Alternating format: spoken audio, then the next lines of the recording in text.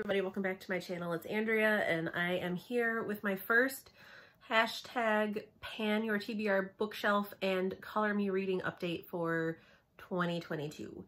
Normally these would be going up on the 17th, but you know, I've been sick and I didn't feel like filming this video for the 17th, so I'm going to film it for today. Now these are two different reading projects that I'm combining into one video. The first is the hashtag pan your TBR bookshelf, which was created by Amy from Curly Loves Beauty and Books on YouTube and Instagram. And it's basically just getting through your TBR bookshelf on Goodreads. And then the Color Me Reading project, which was created by Samantha and Verity. Samantha is Makeup Mania and More, and Verity is Red Dirt and Stardust. And they did this last year, but this year they changed it up a bit, where instead of having a color associated with a month, they just have a list of 24 colors, and throughout the year you just have to read books and associate them with those 24 colors, which I really like that change, because I was feeling last year that I was feeling kind of pigeonholed every month with what I was allowed to read. So first I'm gonna talk about, I read two books that I'm considering for my TBR portion, and then two books that I'm considering for my Color Me Reading portion. So I'm gonna do TBR first and then Color Me Reading. So the first book that I read was The Reapers by John Connolly. This is a library book. Apparently I have already read this, although I didn't realize it until I was like almost done with the book. So this is a series. John Connolly has, he calls them his Charlie Parker mysteries, and I got really into them, I want to say 2011, 2012, and I read all of them that were available at the time, and this was one of them. So it's been like 10 years since I read it, which is why I didn't remember that I read it. It should have tipped me off. It had a red date on Goodreads, but I had it marked want to read. So I was like, did I read this? Didn't I read this? I don't know. So I went through I added all the rest of the books in the series, and then I was going through the descriptions, and this is book 7. I think I actually ended up leaving off at book 11. So I don't know, should I just start from the beginning and reread everything again, because I obviously don't remember anything? Or should I like read the ones that I haven't read? I don't know. But anyway, it's kind of, this book, there's two like side characters throughout the whole series, and this book focuses more on them. Like Charlie Parker is just, he's kind of incidental to what's going on in this book. It's good. I like the Charlie Parker mysteries. I like John Connolly. He also wrote The Gates and Book of Lost Things, which I loved so much. And then he has a short story collection called Nocturnes, which I also really enjoyed. I mean, because this is number 7, and I think they're up to like number 19 now, there's really not much I can say, or like that I want to say about this, other than I enjoyed it, just because it's smack dab in the middle of a book series. So anything that I say is going to be confusing if you haven't read any of the other books, but I liked it. So, and then the second book that I finished for TBR is The Immortal Life of Henrietta Lacks by Rebecca Skloot. I have been wanting to read this for such a long time. This has been on my TBR list forever. And I finally read it, and it is really, really good. It's half like scientific medical information and half like biography. So if you've never heard of Henrietta Lacks, you might have heard of the HeLa cells. They're the immortal cancer cells that have been used since they were taken from her in 1952, I believe, if I'm remembering my dates correctly. And they've been used for pretty much everything and anything you can think of as far as medical testing, science advances, and until I read this, I finished it a while ago, so I'm not quite sure, but I don't believe her family knew that her cells had been taken until I want to say the 90s. And she died in, I believe, 1952. So it goes between describing the scientific processes and like the discoveries around her cells, what they helped to do, and also it goes into like who Henrietta Lacks actually was, who her family is, because as I said, for the majority of the time that her cells have been in use, which is 70 years, well, 70 years now, I think it was about 60 when the book came out, no one knew where these cells came from. They were miscredited to a Helen Lane or a Henrietta Lane. No one really knew what her name was, who she was. As I said, her family didn't even know that her cells had been taken in this manner. And it's just, it was really easy to read. It was enjoyable, but also like kind of really heartbreaking, because here you have this woman whose cells they're all over the world. They're everywhere. They're in everything. And her family can't even afford health insurance to take care of their health problems. So it also focuses on that aspect of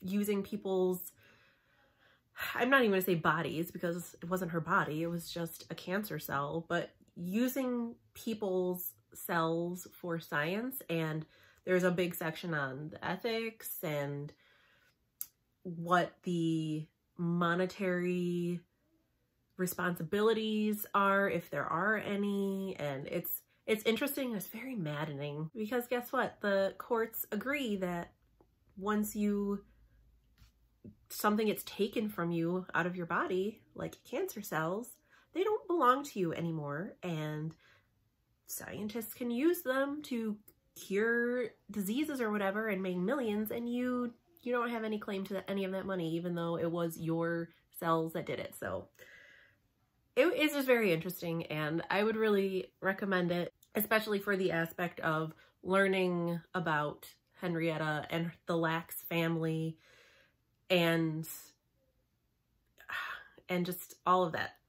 I know I'm really selling this book short, but it's good, and I think it's a good one to read. Okay, I'm sorry. I'm not the most enthusiastic today. Okay, so I feel like this is the two portions of this. Like, I'm going to be much more animated for the Color Me Reading portion, because I did not like the two books that I read for this, that I read and assigned to colors for this. So I'm going to be a little more animated for this. Sorry.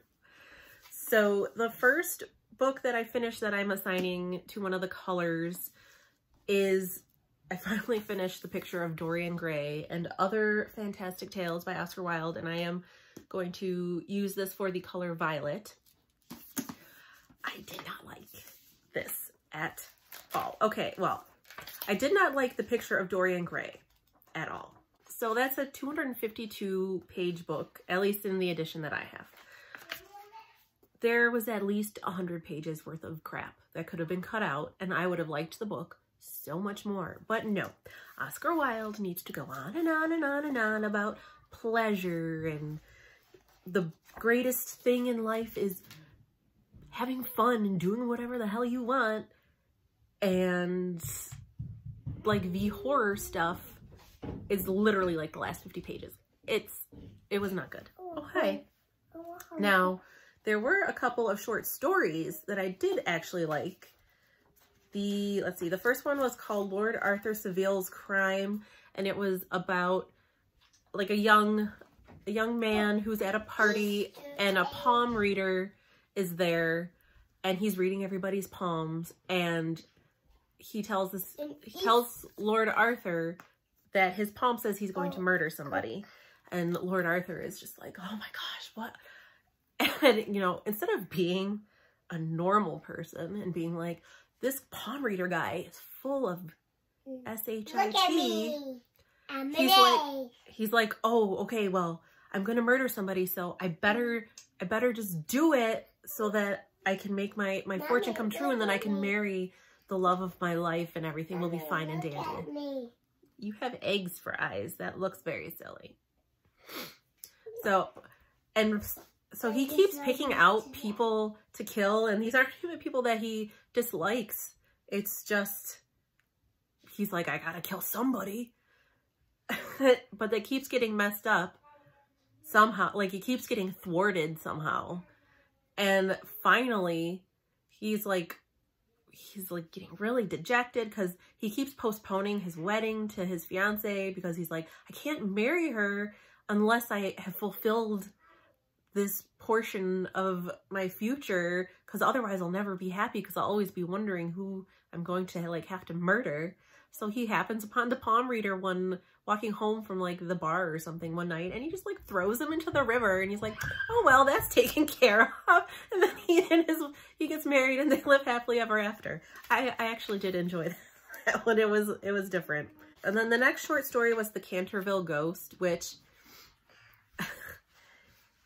like the ending leaves a little something to be desired in my opinion, but it's making fun of Americans, you know, from when did this even get printed? So The Canterville Ghost, like I think these were all written in like the late 1880s, 1890s.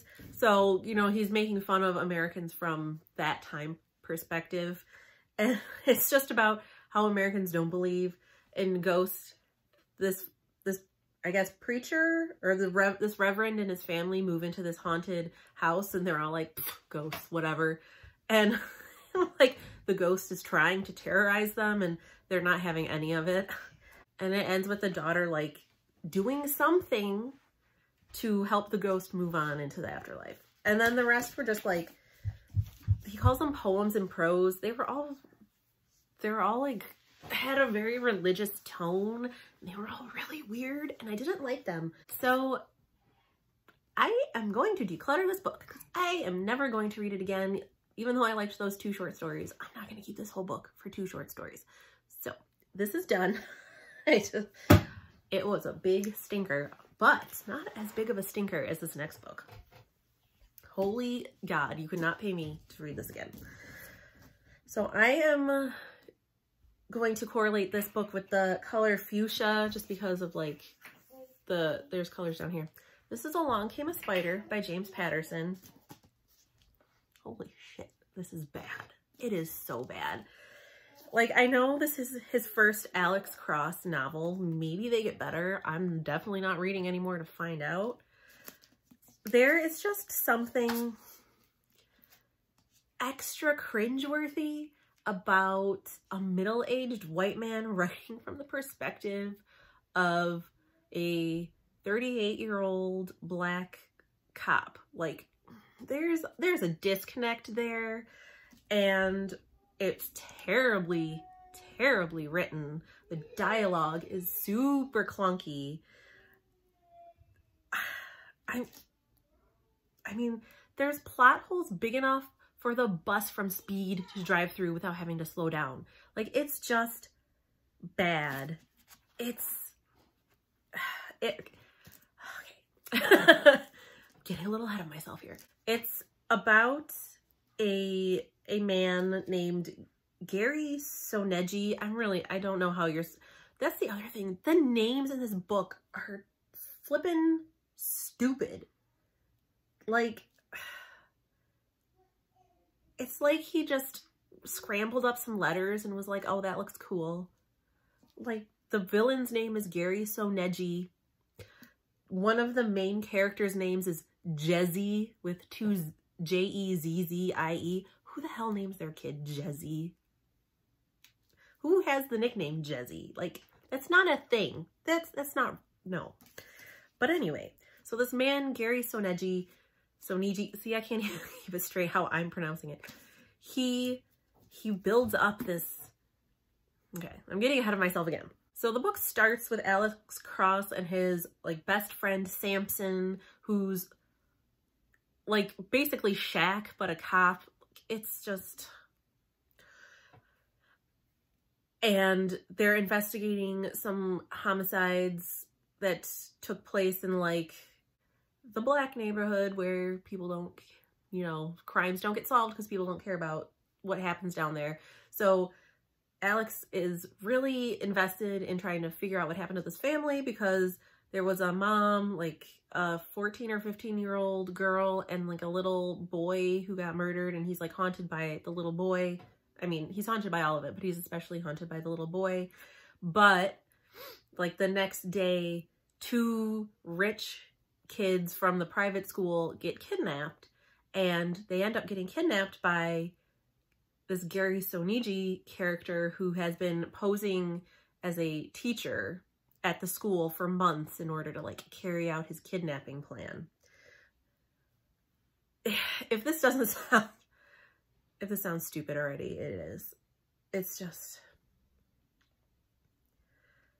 like there's a whole multiple personality angle going on. Does he really have multiple personality disorder? Does he really not? Is he just a psychopath? And then, okay, I know this is what bothered me the most. I know it's a book. I know you're supposed to suspend your disbelief. But Courtney, if you watch this, she can comment down below. But I mean, I don't work in court. I'm a freelance court reporter. I just do depositions. I don't really work in court. But, you know, I've been in this profession for 11 years, and I know enough to know that in the middle of a gigantic murder/kidnapping trial, because one of the kids dies, spoilers, you don't have surprise witnesses. That's not a thing anywhere ever. And you especially don't have a surprise witness who is going to hypnotize the defendant in open court without knowing about it beforehand. Come on now, James Patterson. That doesn't happen, ever. So that was annoying. And then Alex Cross and this Jezzy woman who is like head of the Secret Service, they end up having a steamy affair. I say steamy because if this is what James Patterson thinks sex is like, then I feel bad for his wife, because it's just like the sex scenes boiled down to like, we didn't know what to do, so we decided to do each other. Like, that's literally, I'm paraphrasing because I can't remember the exact quote. That's literally like one of the sex scenes is that. Yeah. So